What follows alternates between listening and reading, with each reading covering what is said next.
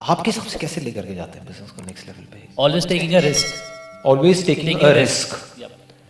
क्या रिस्क लेने से हम आगे बढ़ते हैं बिजनेस में, नेक्स्ट लेवल पे जाते हैं? Definitely, for sure. Is it? Yes, for sure. तो इसका मतलब ये है किसी के पास में 10 लाख रुपए पड़ा है, वो कुछ भी रिस्क ले ले तो वो नेक्स्ट लेवल पे चला जाएगा? No.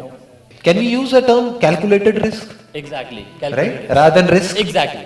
यानी अगर हम रिस्क लें बिना किसी कैलकुलेशन के तो मरे, और कोई रिस्क ही ना लें तो भी मरे, और अगर कैलकुलेशंस आपकी बिल्कुल सही है, बिल्कुल परफेक्ट है, तो वो रिस्क है ही नहीं।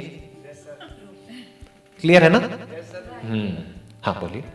तो innovating new things and ideas, नए नए आइडियाज इंप्लीमेंट करना। देखो क्या हो रहा है, मैं आप लोगों की ना थॉट प्रोसेस को समझता चला जा रहा हूं, क्योंकि आप सब ऐसे ही सोचते हो and it needs to be corrected.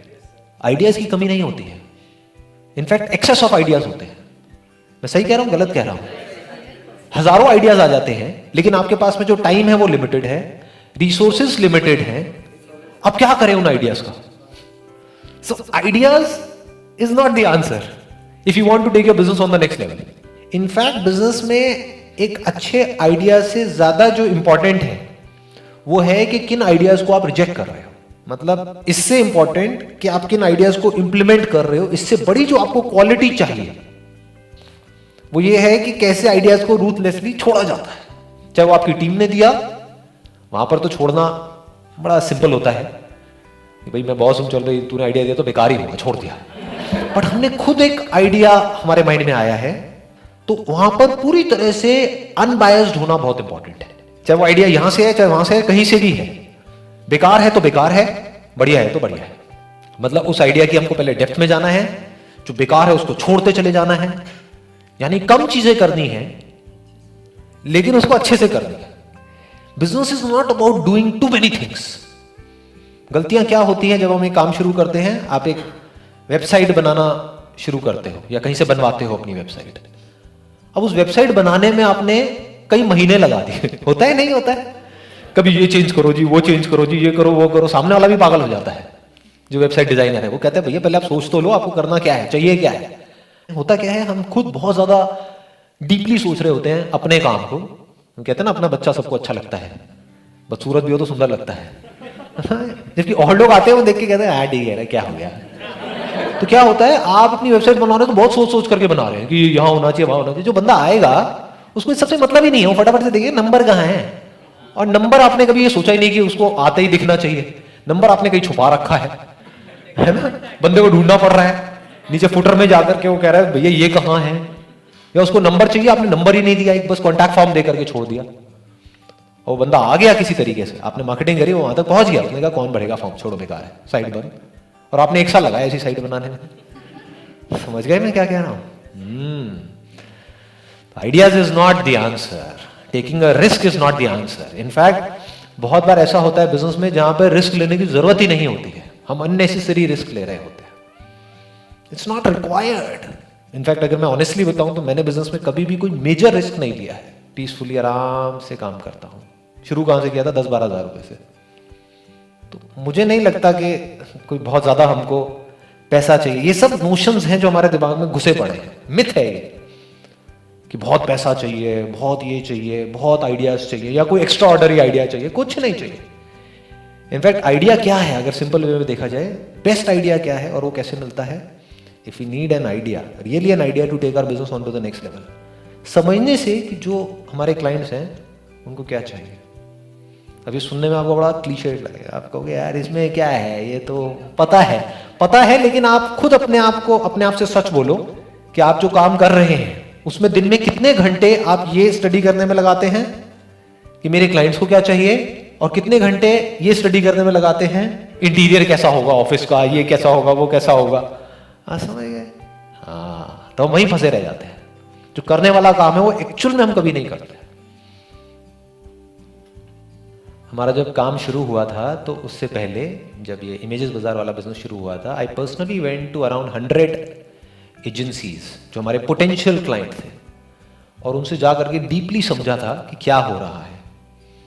उन्होंने नेगेटिव बोला तब भी बड़े ध्यान से समझा, पॉजिटिव बोला तब भी बड़े ध्यान से समझा कि क्या है। जब हमने वो बिजनेस शुरू किया था तो उस टाइम पे सीडीज चलती थी स्टॉक फोटोग्राफी की। 500 रुपए की सीडी आती थी नेहरू प्लेस में, जिसमें 100 इमेजेस मिलती थी। तो एक इमेज कितने की हो गई? 5 रुपए की। उस टाइम पे जब हमने बिजनेस शुरू किया था तब ऑन एन एवरेज हम एक इमेज सेल करते थे 5,000 रुपए की। तो हमारा कंपटीशन किससे था?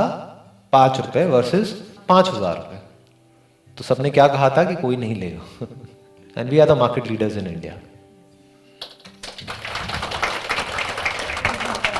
But I will not talk about my own experience, I just try to understand कि आपका क्या माइंडसेट है, फिर उसको लिंक करता चला जाऊंगा। सर यहाँ इंडिया में ना डिफरेंट टाइप की मार्केट्स हैं। अब जैसे कई मार्केट्स हैं जहाँ पे सिर्फ रेट्स देखा जाते हैं, जिसका माल सस्ता उसका माल सबसे पहले बिकेगा। इन दैट केस बहुत बार लॉसेस में भी माल बेचना पड़ जाता है। बिल्कुल ठीक बात है। उस केस में क्या किया जाए सर? या तो अपनी मार्केट चेंज करो, ओके, उस मार्केट से लो जहां पर लोग सस्ते में लॉस में बेचने को तैयार हैं। मतलब जितने का प्रोडक्ट वो खरीद रहे हैं उससे कम में भी बेचने को तैयार है मार्केट में सर्वाइव करने के लिए या कैप्चर। तो आपको उस मार्केट से आपने प्रोडक्ट खरीद लिया क्योंकि उससे सस्ता तो कहीं मिल ही नहीं सकता, और जाकर किसी और मार्केट में बेच दिया। फॉर एग्जाम्पल गुजरात में आप देखते हो कि हाँ भाई इस पर्टिकुलर प्रोडक्ट में बहुत ज्यादा कॉम्पिटिशन है, तो वहीं पे बैठे रहने से अच्छा है वहां से आपने प्रोडक्ट लिया, जाकर के नॉर्थ ईस्ट में बेचा जहां पे मार्जिन मान लो 50% का है, 100% का। ये एक तरीका है, राइट? It make sense. हाँ। 2, तो उस काम को बंद कर दो, कोई और काम करो। सिंपल है ना? It's such a common sense. अब क्या होता है, हमारा माइंड वहीं पे स्टक हो जाता है, नहीं मेरे बाप दादा कर रहे हैं पिछले 30 साल से, तो मैं बंद कैसे कर दूं? Exactly. बिजनेस में टाइम के साथ में जो नहीं बदलता है उसके लिए बिजनेस है ही नहीं। बिजनेस उनके लिए है जो कल कुछ सोच करके बैठे थे और वो सोच रहे थे बेस्ड अपॉन 10 साल में जो किया था उसके बेस पे, लेकिन आज कुछ ऐसा हुआ, कोई नई पॉलिसी आई या कुछ भी ऐसा चेंज हुआ मार्केट में, तो उस 20 साल में जो भी एक्सपीरियंस एक्वायर किया 10-20 साल में, उसको उठा करके कचरे के डब्बे में डाला और बोला चल आज देखता हूं आज क्या करना है। तो your mind must always be fresh as far as business is concern.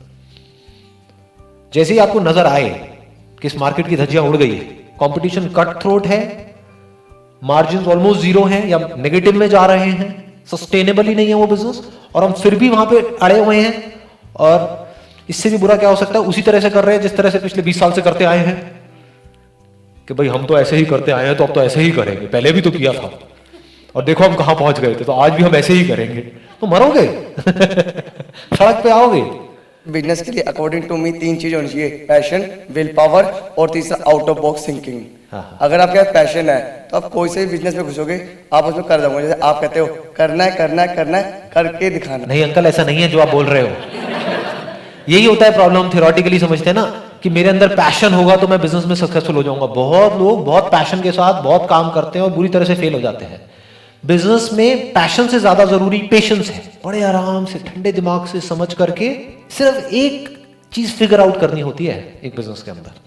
वो एक अगर आपने फिगर आउट कर ली, अपनी सही पोजीशनिंग आपने बना ली अपने माइंड में पहले, फिर उसको प्रैक्टिकली आराम से आपने अप्लाई कर दिया तो और कुछ करने की जरूरत ही नहीं है। ठीक है ना? कोई बीमार है, उसको एक दवाई चाहिए, अगर आपने वो दवाई क्रैक कर ली और वो दवाई असरदार है तो अब आपको और क्या चाहिए बिजनेस में कामयाब होने के लिए? उस बंदे की बीमारी और जगह से ठीक नहीं हो रही, बट समहाउ और the other you have cracked it. आपने ऐसा प्रोडक्ट बना लिया तो आज नहीं तो कल वर्ड ऑफ माउथ अपने आप फैलेगा। जो ठीक होगा वो चुप नहीं बैठेगा, वो जा करके अपने आप बताएगा, अपने आप ही आपका बिजनेस इतना फैल जाएगा कि लाइन लगी पड़ी होगी। देखा होगा आपने ऐसे लोगों को। आपने एक बोला था पैशन, दूसरा क्या बोला था? Will power. विल पावर चाहिए, हाँ बिल्कुल चाहिए, इसमें कोई डाउट नहीं है। और तीसरा क्या बोला? Out of box thinking. Out of box must not be just for the heck of it, because this has kind of become a buzzword. Everybody is talking about out of the box thinking. तो उस चक्कर में क्या होता है, कई बार हम कुछ ऐसा करने लग जाते हैं which is senseless. So it must make sense. Common sense approach बोलते हैं इसको. That is a better word than out of the box thinking. In fact, common sense is the most uncommon in this world.